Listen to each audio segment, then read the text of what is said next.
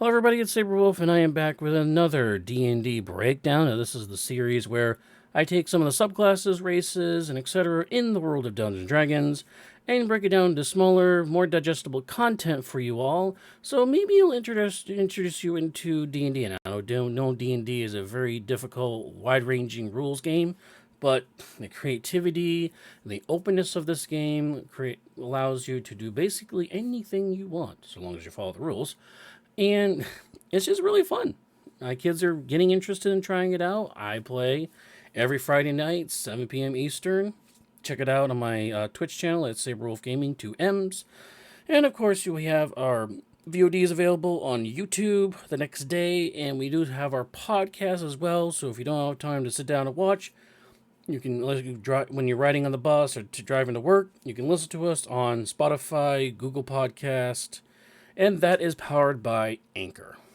So, that all out of the way, we are going into our next subclass in the Tal'Dorei Reborn series. This is a book put out by the people of Critical Role. This is a great book. It was only about $50. It has a whole entire campaign and huge tons of information for the Tal'Dorei world. Although some of the subclasses that we are going to go over, especially this next one, does come from technically Wildemount. However, it can be applied anywhere, and of course, even in the Sword Coast world, if you want to bring that over to that. And again, we are going over another campaign 2 from the Critical Role series, the Mighty Nine. This is going to be Travis Willingham's character, Fort Stone, as you can see below me, and his subclass was Oath of the Open Sea. It is a Paladin subclass. The oath calls to the seafaring warriors, swashbucklers, sailors, and traveling guardians who seek the thrill of limitless horizon.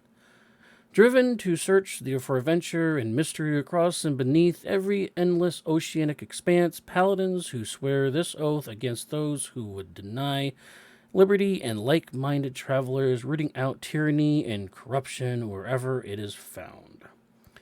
Such guardians believe in the natural beauty of the sea, often making offerings and prayers to entities or deities who influence safe passage. At the same time, they answer the call to hunt the monstrous creatures. Suggested gods would be Melora, which is the Wild Mother, which was Ford Stone's, this guy's patron, or Cord, which is the Storm Lord, which was actually Ashley Johnson's Yasha character's patron for them.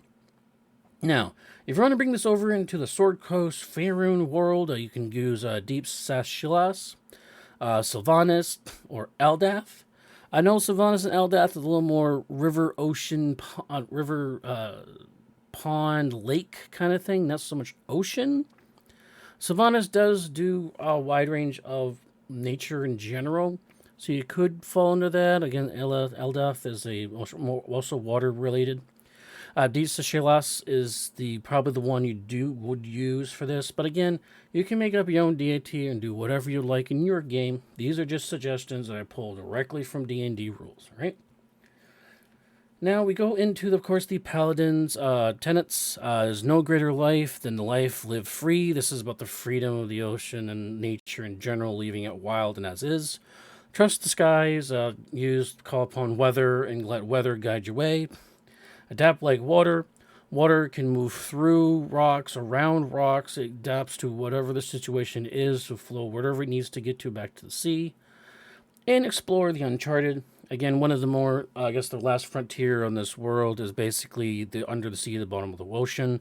Of course, it's also, in fantasy, is exploring unknown islands and like that. That's what all that covers. You have the oath spells. You gain the oath spells at paladin levels listed below. And you will note that there's 2 spells that you probably never heard of. There is Create, Destroy Water in Expeditious Retreat, Augury, and Misty Step at level 5. 9th level is Call Lightning, Freedom of the Waves. 13th is Control Water and Freedom of Movement.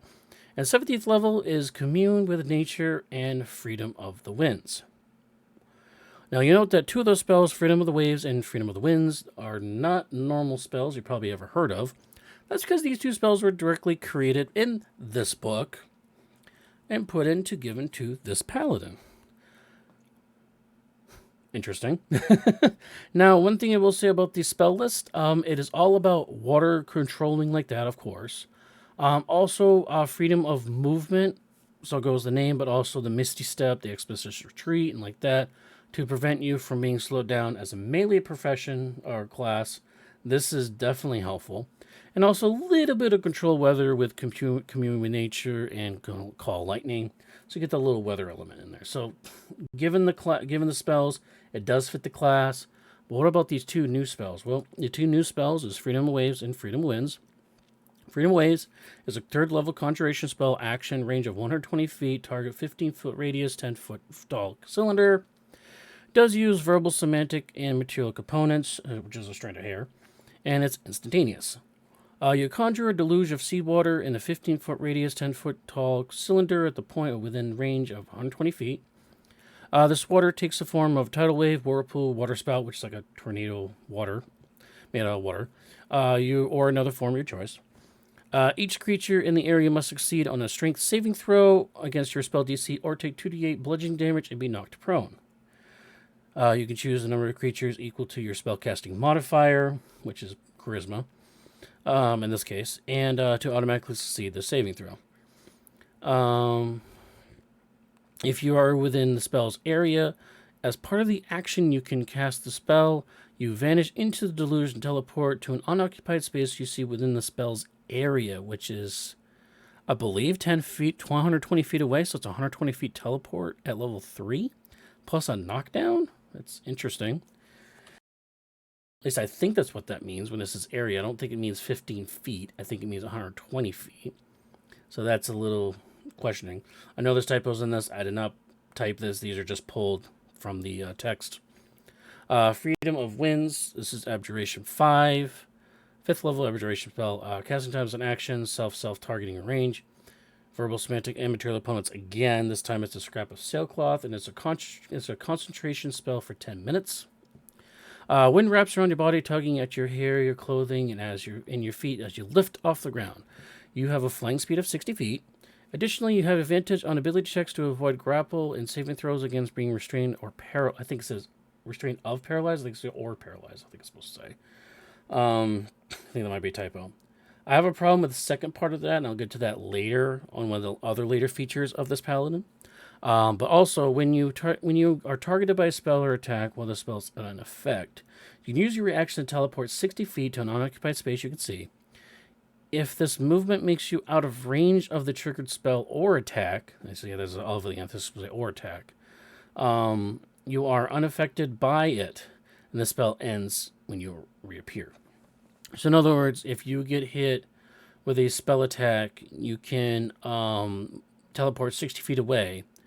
And if that 60 feet away puts you out of range of that spell or attack, you are no longer, the attack is completely nullified.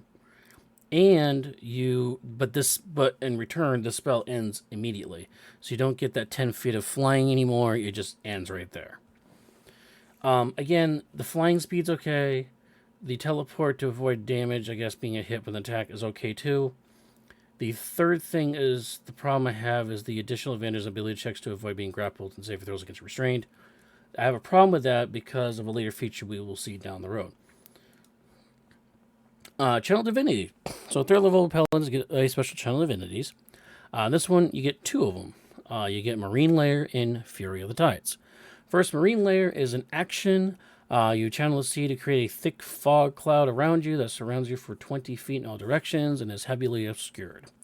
You and creatures within 5 feet of you treat this as lightly obscured.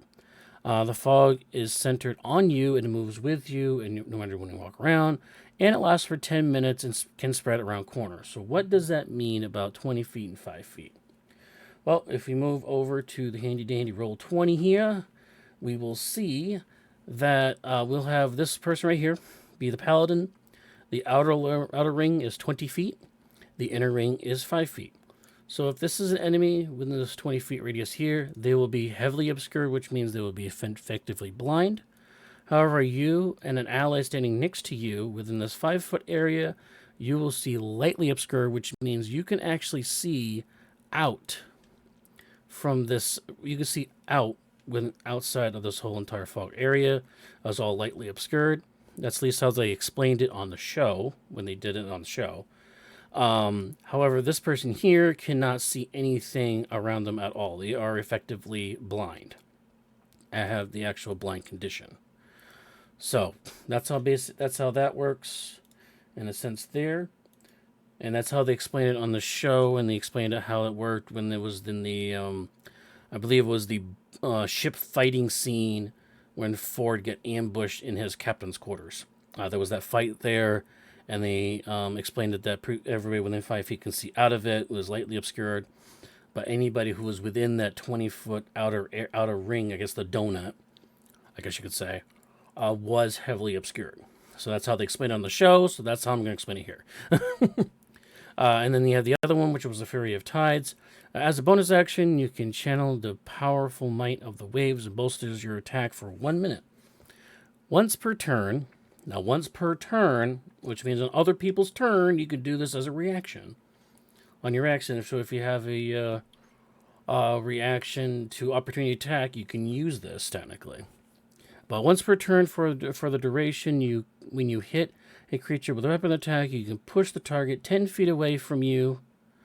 10 feet away from you. Oh, and if pushed into an obstacle or another creature, the target takes bludgeoning damage equal to your charisma modifier. Okay, so on your turn, if you hit a target, you push them back 10 feet away, and if they run into another creature or they run into the wall, in the back wall, they take additional 3, 4, 5, whatever your charisma modifier is, damage on top of that, when it's considered bludgeoning damage. That's okay. Again, it's kind of more. Both of these are area control, map control features, so it helps. It helps with your mailing like that. So I have no problem with either one of these. Okay, this is the problem I have with the spell that I would mention before. Is this level 7 Aura of Liberation? While you are not incapacitated, these auras, spells get at level 7. You and creatures of your choice within 10 feet of you cannot be grappled or restrained. I'm going to stop right there. You and creatures within 10 feet of you cannot be grappled or restrained. So if that's the case, why do I have a 5th level spell that gives me advantage on ability checks to avoid being grappled or being restrained if I already have the ability to do that anyways automatically with my aura? Now, I guess it's against paralyzed. Maybe it's against paralyzed specifically, as I accidentally move this. Maybe it's against the paralyzed feat function specifically. If that's the case, then fine. But why would I want to spell a 5th level that gives me advantage on this portion here when I already have it as an automatic aura ability that's up at all times? Doesn't make any sense to me. But anyways, moving on. They also ignore penalties on movement and attacks while underwater. So underwater rules, I believe you can only move at half speed of your walking speed, I believe. So instead of like basic 30 feet, you move 15 feet. This allows your party members to ignore that, and yourself, to ignore that and move the full 30 feet. And you also don't get penalties on attacks underwater as well. So I guess underwater combat's a little bit different. So this knocks out both of those penalties. Also, if a creature chosen enters the aura's effect while they are grappled or restrained, they may use 5 feet of movement to automatically escape, unless they are bound by magical restraint. So this does not negate magical grappled or restraint properties. This only negates people just come up and grab you and they're holding you. And then you basically use 5 feet of movement to just escape, and they just automatically have the ability to. You don't need to roll a strength or dexterity check, contested even. It just happens if you move into the, so another move in the area while you're fighting something and the aura is there behind you, they're able to just get out of it. And at level 18, of course, the aura extends out to 30 feet like all other paladins are, except for mine, which apparently only gets 5 feet on the first stage and 10 feet on the second stage. Sad saber, yes, I know. But that's Glory Paladin for you. 15th level, Stormy Water. When a creature moves into or out of your reach, You can use your reaction and deal 1d12 bludgeoning damage to the creature and force it to make a strength saving throw against your spell DC or be knocked prone. Interesting. I guess you can slow the movement if they're running away from you. But you're giving the kind of movement, by knocking them down, they have to use half the movement to get back up again. And a little bit of damage too on top of that. I don't know if you can layer this with your opportunity attack because you're using a reaction to do this other thing. So I don't think you can do both. And I don't think that you can layer it with Fury of the Tides either. I mean, because you're not making a weapon attack. This is just essentially a feature thing that just happens. And in order to make an opportunity attack, you have to use reaction to do that. So again, this makes it kind of clunky because you have two different reactions you can do. The flip side of that, though, is if they're coming into your space, you can use this as a reaction on their turn to push it back to, I guess.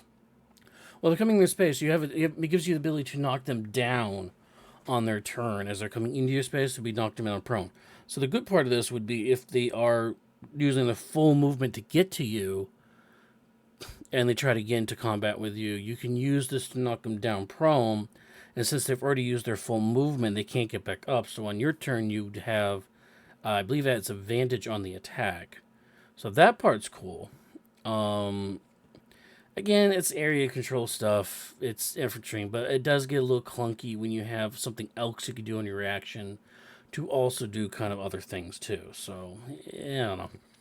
It's doubling reactions. Unlike the other monk where you can use a key point, you can use extra reactions. So this one you can't. So you have to choose one or the other, I guess. And lastly, which is the cap feature on this, is level 20. It's the Mystic Swashbuckler. As an action, you embrace the spirits of historic sea captains to gain the following benefits for 1 minute. You have advantage on strength athletic checks, and you gain climbing speed equal to your movement. If you already have climbing speed, double it. My Glory Paladin gets this as a channel divinity, basically. So, meh. And that's level 3. If you're within 5 feet of a creature and no other creatures are within 5 feet of you, you have advantage on attack rolls against that creature. Cool. If you're by yourself, you have advantage on all your attacks. That's awesome. You're a melee class. That alone is awesome. You can take the dash or disengage action as a bonus action. So basically, it makes you a rogue. You can use dash disengage as a rogue. You have advantage on dexterity checks and dexterity saving throws against effects that you can see. Basically the haste. So the last two parts of this is basically the haste spell. The first part of this is my Glory Paladin channel in Divinity level 3. And this last part is advantage on all attacks. Okay, that part's awesome. I can't replicate that. The other parts of this, my Ryan Yunari guy, who I play, he's gonna have these 3 parts when he has haste and his channel divinity up. At level, what is that, 9, 10, 11, 12, level 12, it's still level 20. So the only difference from this to what my Paladin's doing, about Paladin Sorcerer, is doing at level 12, is that he's not getting the advantage on all his attack rolls if he's one-on-one with somebody. And this takes an action, and for my guy, if he uses a sorcery point, it's actually a bonus action. And again, you can only use this one time. It's a lot of stuff. I mean, advantage on attacks is awesome. Getting basically the second half is turning yourself into a rogue, and then getting super strong in the middle of combat, and then being able to climb things double if you're at a climbing speed. So if you're a Tabaxi, doing this, you can double your climbing speed, which is pretty crazy. My character, again, can already do all this. He'll be able to do all this except for this advantage again at level 12. So, I'm not impressed by it personally. Again, this is all awesome stuff, and it's just super mode and just power through things, and it can't be removed or anything. Unlike my stuff I have on my guy, so I guess that's a good thing. That you can do everything you want with it, and it can't be removed. I mean, you're just turned into this super pumped up melee character that can run around the field with advantage and everything. So, and you guys put haste on this to make it even more so. So, so yeah, that's pretty crazy. So overall, what do I think about this? I mean, there's a couple of clunky things. Like you have two reaction things that you can do. With one's kind of a channel divinity versus at 15 you have this to knock them down instead. You have this level 5 spell, which you already get as an Aura of Liberation, unless it's just specifically for Paralyze, and okay, but you do get the flying speed. I keep highlighting it because I think I can highlight it. But you do get the flying speed, and you do get the get out of jail option there to not be attacked. So I do get it. I do get it a little bit with that. This will become somewhat useful.